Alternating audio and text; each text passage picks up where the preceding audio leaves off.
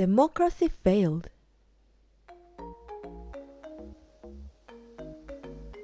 All over the world, people were losing faith in the government. Inflammatory populism was on the rise all over the world as a result of the outpouring of disbelief toward the government. Particularly in Europe, the politics of the extreme right have increased influence against the so-called external enemy.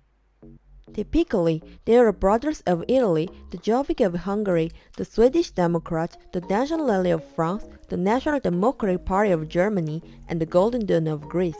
The Brothers of Italy, an extreme right-leaning political party in Italy, particularly in the case of the country, swept to a resounding victory in the general election last September.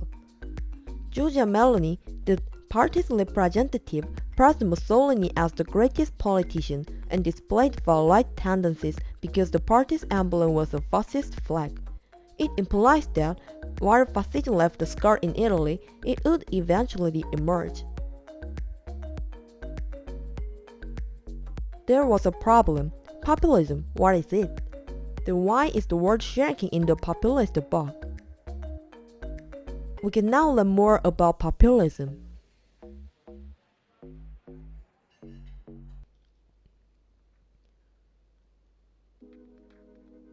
In reality, populism is difficult to sum up in a single word. To this day, there have been numerous debates about what populism is, particularly in the academic community. But we can say that criticism of the establishment is what populism is most notable for. Populism is an outright expression of rage against the establishment and the current order. The popularity of populism demonstrates that people are fed up with conventional politics. According to populism, adhering to its principles is everyone's duty and the call of the hour. So to oppose them is, in the end, to oppose the will of the people.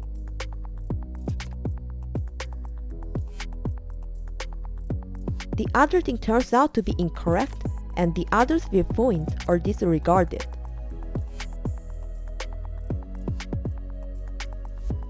The most recent presidential election in Korea saw the emergence of this non-liberal democracy. The most unfavorable Korean presidential election in 20 years occurred last year. It was embarrassing to have to vote against the starting candidate in the last election because everyone detested the other.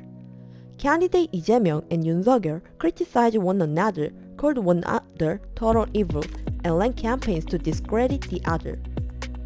In particular, Yoon Suk-yeol relentlessly attacked the Moon Jae-in administration during his campaign and put up proposals that were the exact opposite of orders of the Moon Jae-in government's previous administration. Another trait of populism is to instill in people the fear that the small and weak will steal everything from us. An example of this is President Trump's immigration policy. The President of the United States, Donald Trump, announced anti-immigration policies that included building a big beautiful wall along the US-Mexico border. In Europe, the topic of immigration has also gained political traction. People are supporting the far-right party's harsh position in immigrants and refugees, and they oppose immigration. Even in Sweden, where tolerance and inclusion are officially encouraged, the far-right Sweden Democrats have seized power by advocating an anti-immigration stance. People can promote delusion using this dichotomous conflict composition.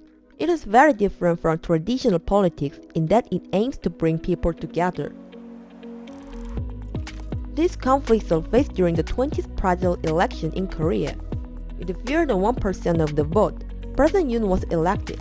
The Western audience, particularly the BBC in the UK, was informed that this election was an indicator of the gender conflict and disunited politics in Korea. In reality, President Yoon and his People Party greatly feel the racial tension between men and women in their 20s. Finally, the politics of disunity became apparent with the males in the 20s voting for President Yoon and women in their 20s voting for Lee Jae-myung. The frightening aspect of populism is its reliance on charismatic leaders. Additionally, these leaders typically exhibit authoritarian traits that might stifle democracy. They believe that only they can comprehend the people and alter society. How therefore might we prevent the authoritarian leader from capturing control?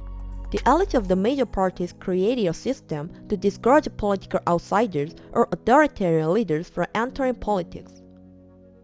However, the outsiders could infiltrate mainstream politics if the party was unable to filter the outsiders' dangerous thoughts or ignore them despite knowing the danger. These outsiders might catch people's attention. It's because they criticize modern institutions and propose radical measures to flip reality on its head. Their viewpoint, which purports to speak for the voice of the populace as a whole, is bound to gain popularity and support. Therefore, if they become widely accepted, it will be impossible to control them. Finally, they won the election and took control. They represent a thriving democracy. Particularly when it comes to how they exercise their power, they appear to defend democracy. Democracy, however, perished when the populist outsider took office. Therefore, Stephen Levitsky and Daniel Giblet argue that the party's function is crucial in preventing the emergence of populist politicians. The cornerstone of democracy is the party. The party presents a policy that is the foundation of society, acting as a bridge between politics and the people. The party acting as the manager of democracy has the sole authority to choose a candidate who effectively reflects the will of the people and is able to weed out those who pose a threat to democracy. So if the party was unable to serve as the gatekeeper, democracy would perish. But what is at this very moment? Most parties who are focused on securing power in the short term avoid talking about their own country. Populism aims to bring nearly all classes together without relying on any one group of people. As a result, most parties lose their identity and focus solely on garnering support the more populism is prominent. The general public is also considered to be nothing more than a tool to win the election. In the end, populism must be fought against by both the populace and political parties. Politics is about individuals coming together to overcome differences and work toward a common goal. Populism should be avoided because it encourages conflict and allows the powerful to oppress the weak. It's time to reconsider which course we are on and which direction is best. So thank you for watching this video, and please don't forget to click the subscribe and the like button.